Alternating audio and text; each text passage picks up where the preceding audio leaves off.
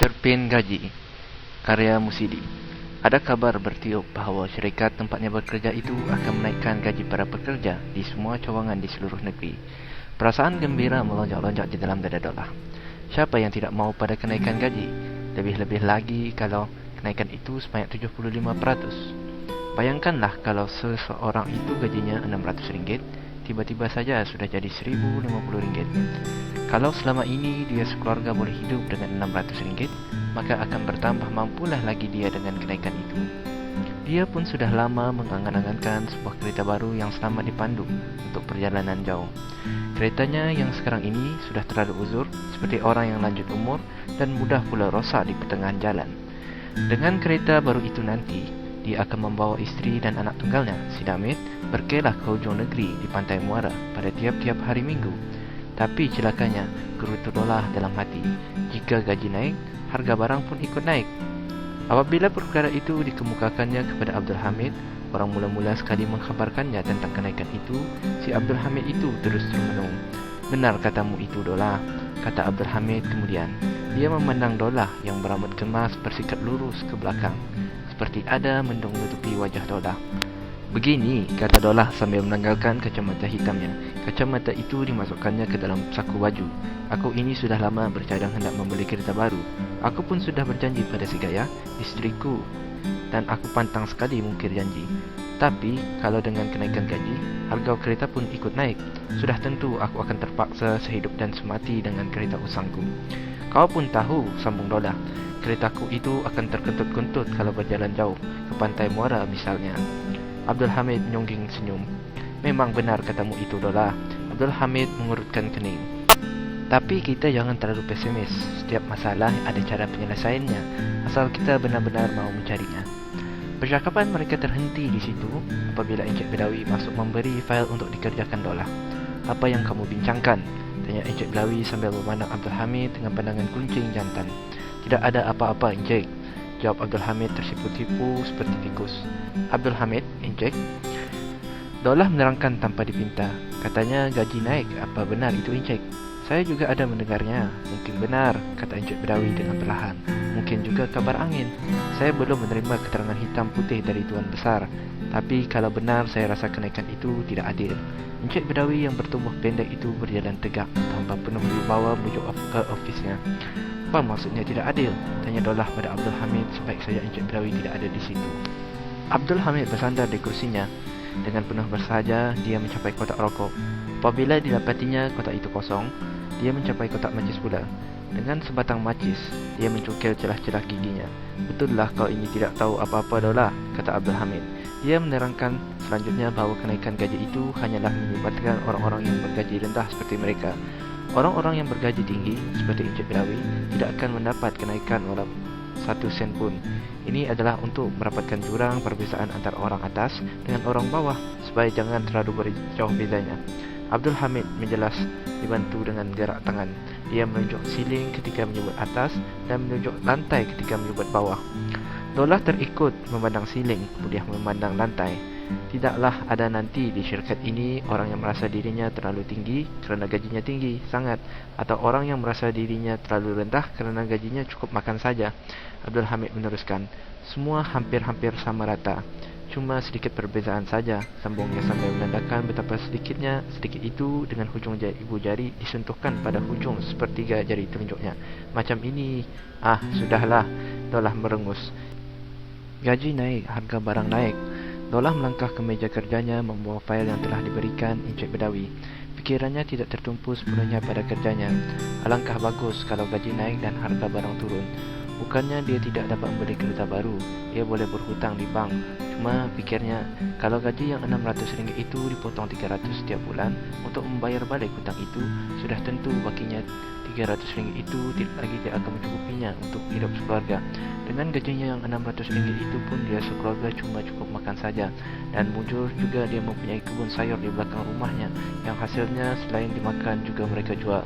Ada pokok kecil di depan rumah mereka. Di situlah hasil dari kebun sayur itu disusun rapi.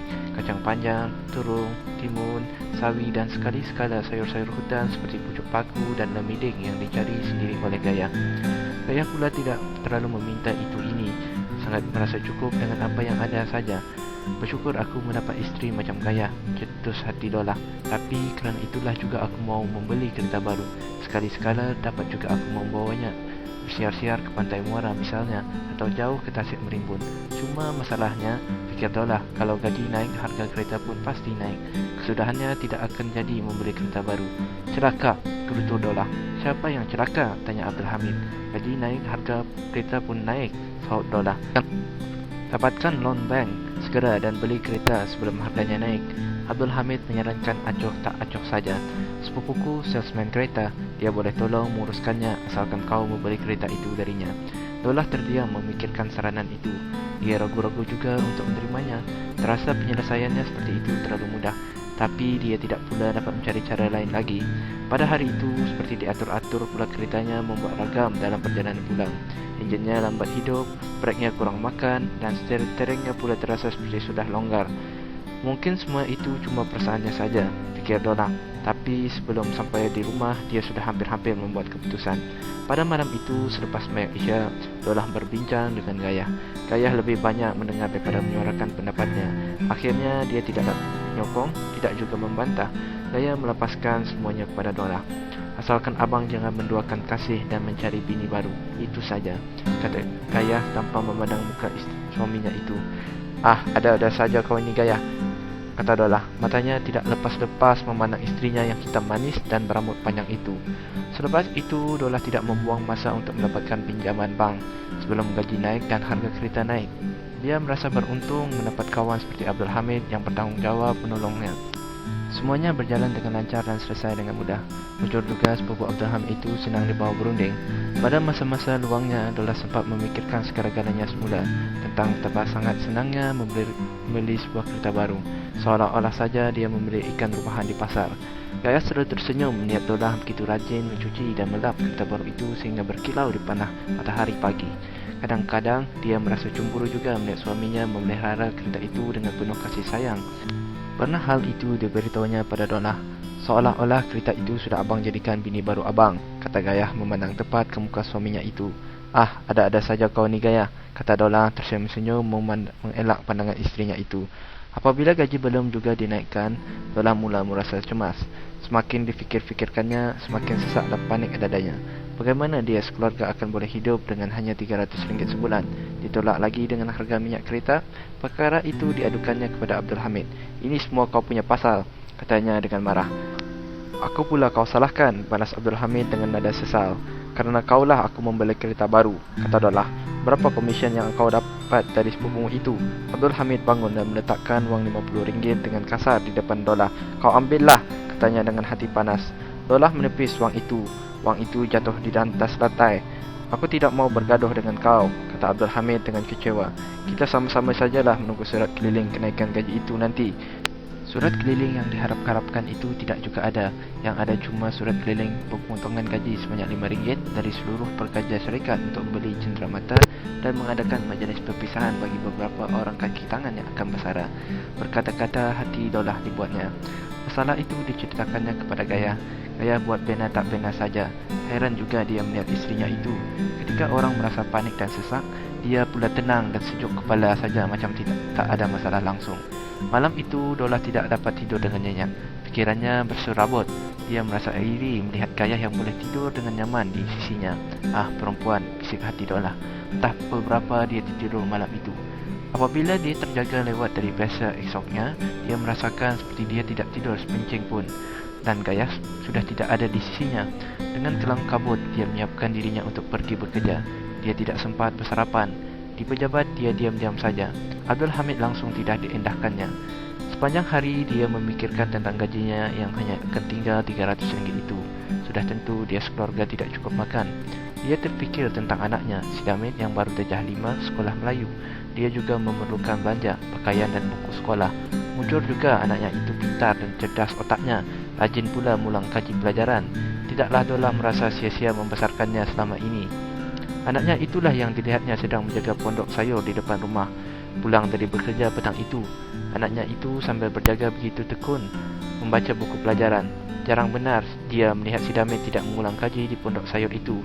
Selalunya emaknya lah yang duduk-duduk menjaga di situ. Mana emak kau? Damit, tanyanya. Di kebun, Pak, jawab Damit singkat.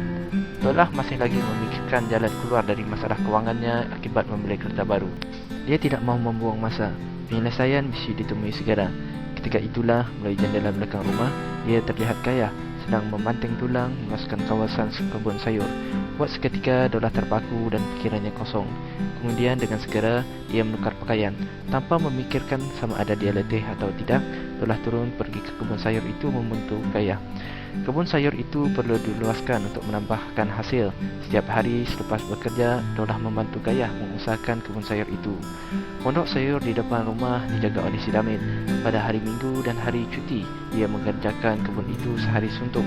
Keinginannya untuk pergi bermewah-mewah ke pantai Muara sekeluarga dengan kereta bab itu dipinjamkannya saja, sekurang-kurangnya buat sementara waktu. Sibuk. Sekian, terima kasih.